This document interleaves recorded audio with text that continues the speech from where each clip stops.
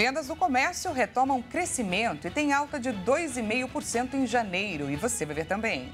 Pedidos de seguro-desemprego atingem maior patamar em 9 anos. Fuga em presídio de Mossoró completa um mês. Ministro da Justiça afirma que criminosos ainda devem estar perto da penitenciária. TikTok pode ser banido nos Estados Unidos se projeto aprovado na Câmara passar no Senado e for sancionado por Joe Biden. E o mundo assiste hoje a mais um episódio da série Elon Musk e sua saga pelo turismo espacial. SpaceX lança com sucesso a Starship, a nave mais poderosa do planeta. Essas e outras notícias você confere a partir de agora. Olá, boa tarde. Seja muito bem-vindo a essa edição. Chego aqui no início da tarde para te atualizar. Agora são 13 horas e 4 minutos e te conto os assuntos que estão em destaque no Brasil e no mundo nessa quinta-feira. Vem comigo. As vendas do comércio voltaram a crescer após queda em dezembro. O resultado de janeiro representa a primeira alta significativa desde setembro do ano passado. Vamos olhar melhor para esses números. O volume de vendas do varejo subiu 2,5% em janeiro em comparação com o mês anterior, quando havia registrado queda de 1,4%. Segundo o IBGE, esta é a primeira alta significativa desde setembro do ano passado, quando o crescimento foi de 0,8%. Em relação ao mesmo período do ano passado, as vendas no varejo aumentaram 4,1%. E com o resultado de janeiro, o setor opera 5,7% acima do patamar pré-pandemia, registrado em fevereiro de 2020. Em janeiro, 5 das 8 atividades pesquisadas apresentaram taxas positivas. Os destaques foram as de tecidos, vestiário e calçados e de equipamentos e materiais para escritório, que exerceram as principais influências sobre o resultado total do comércio varejista. Outro setor em alta em janeiro foi o de alimentos e bebidas. O segmento, que é o de maior peso na pesquisa, está no terceiro mês seguido no campo positivo. Por outro lado, livros, revistas e papelarias, artigos farmacêuticos e de perfumaria e combustíveis e lubrificantes registraram queda no período. Puxadas pelo Minha Casa Minha Vida, as vendas de imóveis residenciais bateram recorde em 2023 e trazem aí uma perspectiva positiva para o mercado imobiliário também neste ano, 2024.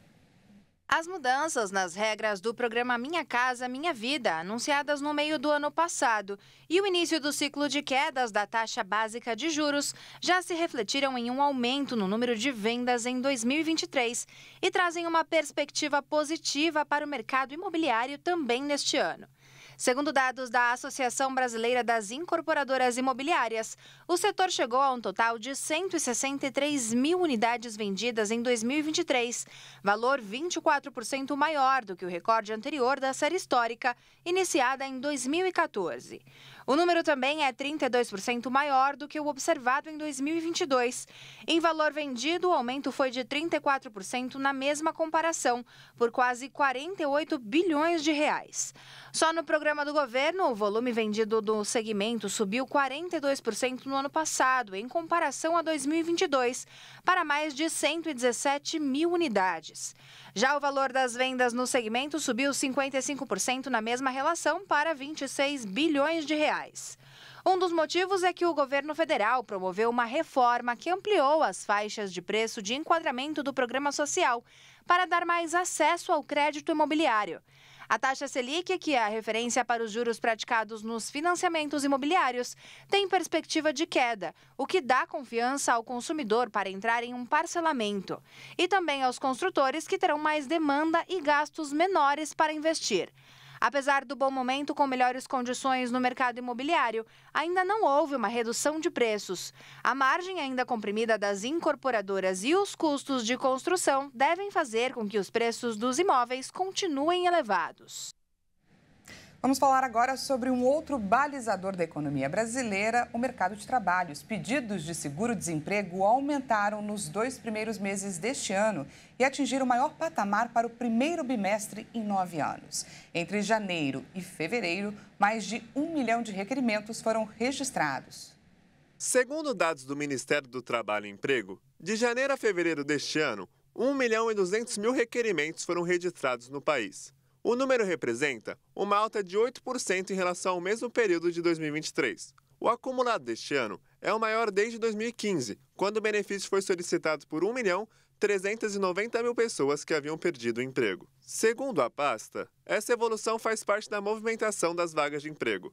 Com mais trabalhadores com carteira assinada, o número de pessoas habilitadas a solicitar o seguro-desemprego consequentemente aumenta.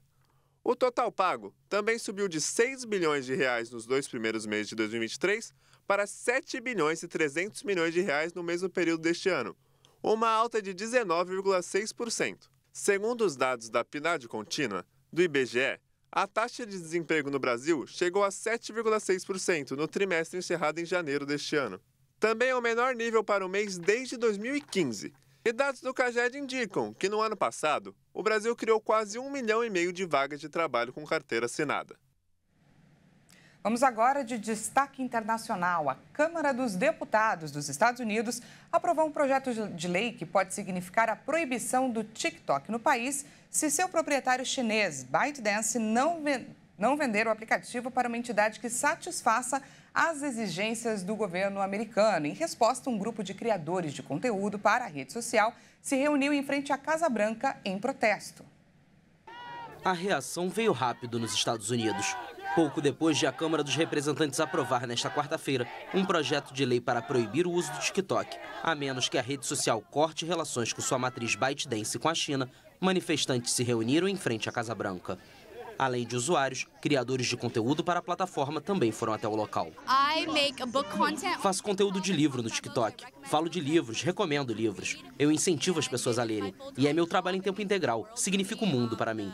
É a plataforma que eu tenho, a renda que eu posso criar para sustentar a mim e a minha família. Eu uso TikTok para impulsionar a positividade para mulheres plus size e meninas plus size. Eu as visto com seus vestidos de baile, ficam bonitas. Esse é todo o movimento do TikTok. E o que ele faz é trazer pessoas de Nova York, Califórnia, Salt Lake City, Austrália, Reino Unido, e todos eles vêm até a loja, apenas para compartilhar o amor.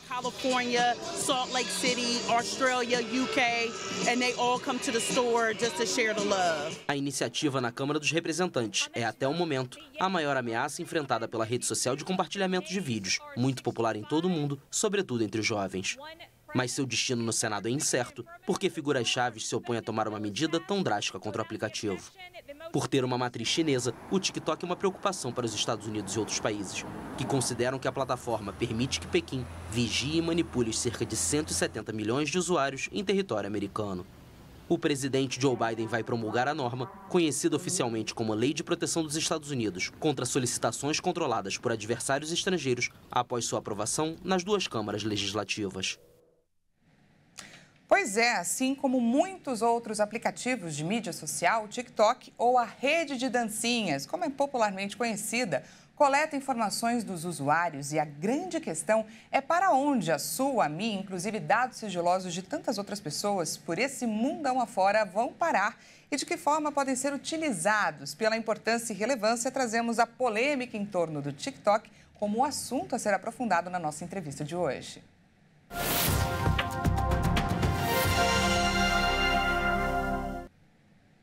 1h11. Recebo agora Gustavo Macedo, que é professor de Relações Internacionais. Seja muito bem-vindo aqui no nosso espaço. Muito obrigado pelo convite. Uma boa tarde a todos. Professor, estamos diante de um fato, de uma grande ameaça à segurança de dados. O que está em jogo no uso desse aplicativo, que atingiu 170 milhões de usuários ativos em um país com 330 milhões de habitantes? A gente está diante de uma discussão global. Essa questão da segurança do dado não é restrita apenas aos Estados Unidos. Também diz muito respeito ao nosso caso brasileiro.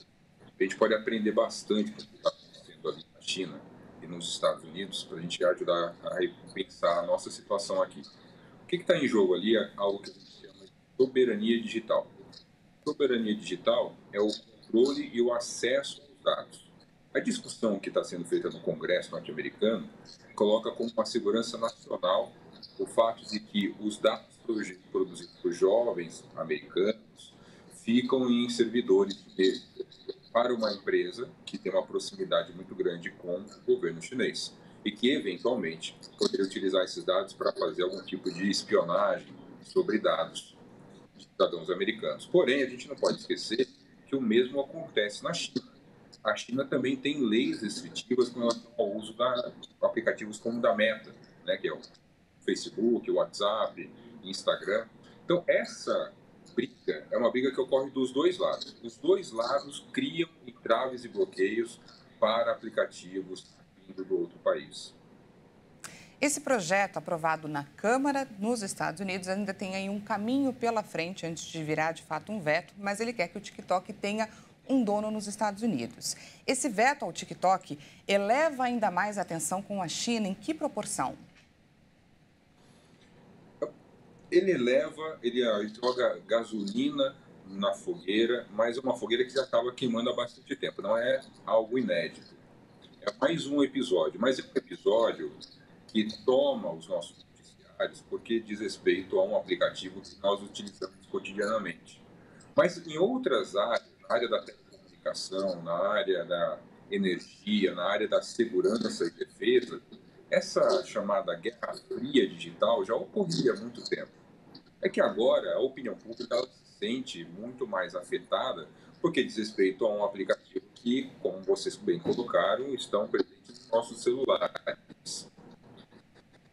Dificilmente a empresa que é dona do TikTok vai vender o TikTok para uma empresa que esteja de acordo com as exigências americanas. Até mesmo porque isso começa a abrir brecha para uma invasão dos norte-americanos, empresas chinesas. Certamente o governo chinês vai ter umas medidas cautelares em relação a isso.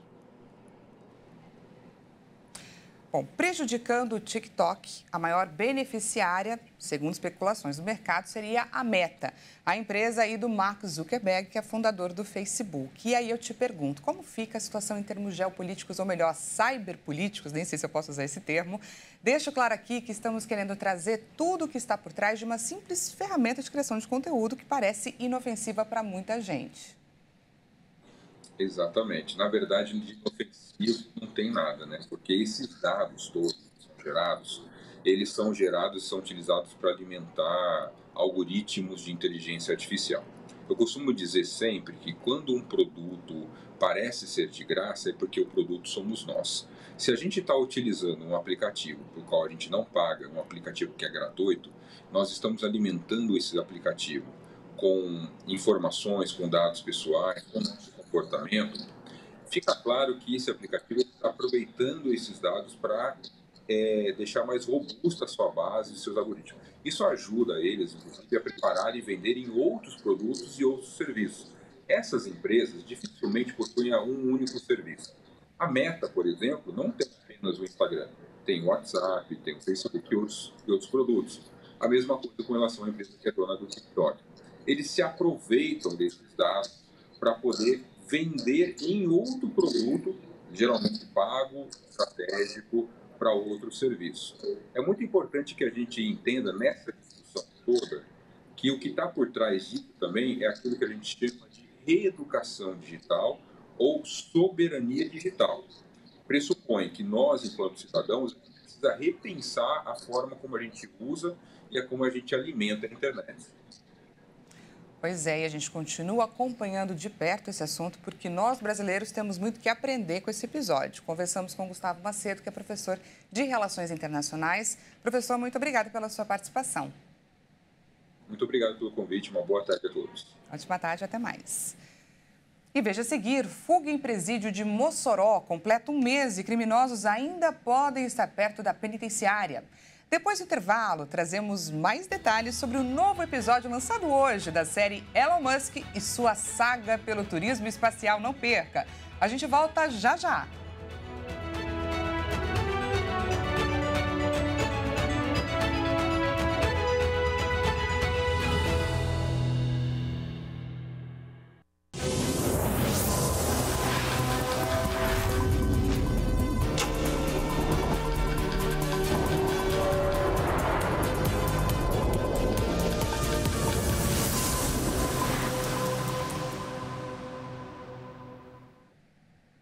Seja bem-vindo mais uma vez, nós estamos de volta e ao vivo, 1h20 pelo horário de Brasília. Voltamos com mais destaques dessa quinta-feira para compartilhar com você. A fuga inédita de uma prisão de segurança máxima em Mossoró completa hoje um mês. E mesmo com forte efetivo das forças de segurança deslocado para a região, os criminosos continuam foragidos. Deibson Nascimento e Rogério Mendonça, a dupla que protagonizou a fuga inédita de uma penitenciária federal no Brasil, considerada de segurança máxima em Mossoró, completa um mês, ainda sem desfecho. Equipes de policiais locais, federais e até a Força Nacional de Segurança circulam diariamente, noite e dia, pelas imediações dos pontos onde aparecem pistas dos fugitivos. Até agora, não houve sucesso nas buscas. O máximo que as polícias conseguiram foram pistas e identificar esconderijos usados pela dupla. Servidores do presídio do Rio Grande do Norte passaram a ser investigados como suspeitos de facilitar a fuga em uma apuração interna. A crise em Mossoró acabou revelando, entre outras fragilidades, a falta de um esquema reforçado de segurança nas penitenciárias federais, com muralhas e câmeras de monitoramento com bom funcionamento. O ministro da Justiça e Segurança Pública, Ricardo Lewandowski, que viajou para o município nesta quarta, tenta manter um discurso otimista. Ele afirma que a operação está se desenvolvendo até o momento com êxito. As eleições na Rússia acontecem entre 15 e 17 de março, sem adversários reais para competir com o atual presidente Vladimir Putin. Às vésperas do início do pleito, o líder russo pediu que a população não deixe de votar em meio a um período difícil no país. Candidato à reeleição, o atual presidente não tem oposição real no pleito realizado enquanto o país mantém a ofensiva contra a Ucrânia. Putin, no poder há mais de 2 décadas, tem a vitória garantida no final de semana, o que vai resultar em mais um mandato de 6 anos. Estou convencido de que vocês percebem a situação difícil que nosso país está passando, os desafios complexos que enfrentamos em quase todas as áreas. Para continuar a responder isso com dignidade e superar as dificuldades, precisamos continuar unidos e confiantes. 3 adversários de pouca relevância concorrem contra Putin, mas não expressaram oposição à ofensiva à Ucrânia nem à repressão contra dissidentes no país. A economia resiste, afetada por sanções internacionais, mas precisou de uma reorientação para o esforço de guerra e para a indústria militar. As eleições começam oficialmente com a abertura dos locais de votação no extremo leste da Rússia, às 8 horas da manhã, locais de sexta-feira, 5 da tarde de quinta no Brasil. Nos territórios ucranianos anexados pela Rússia, a votação antecipada começou nos últimos dias de fevereiro. E quem assistiu à primeira edição do nosso jornal hoje, às 8h30, viu a expectativa para o lançamento da Starship.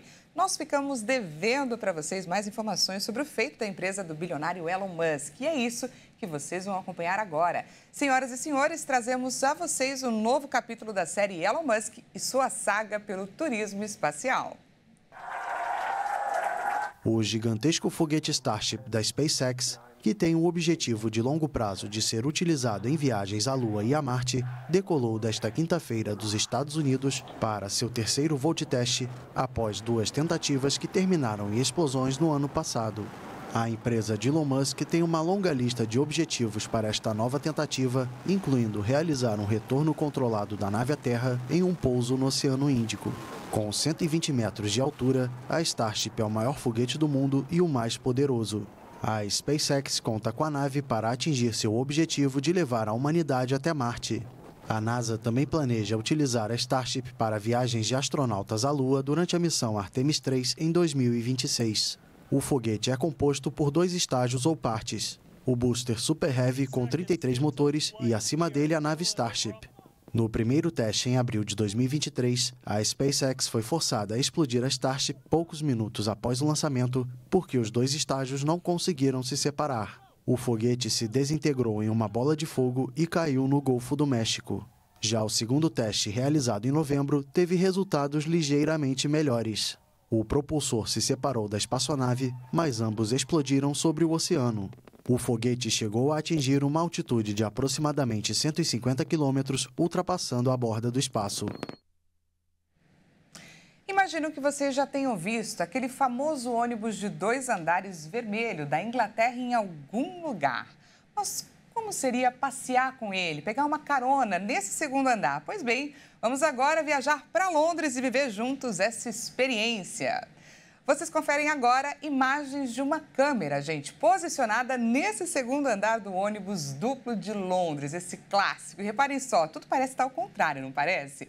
Pois é, isso porque as leis de trânsito na Inglaterra seguem aí um padrão diferente. Por exemplo, o lado do motorista, para eles é o lado direito, completamente diferente para nós aqui no Brasil, que o lado do motorista é o lado esquerdo. E aí, o que vocês estão achando de viver essa experiência andando aí no segundo andar do ônibus, do clássico ônibus de Londres?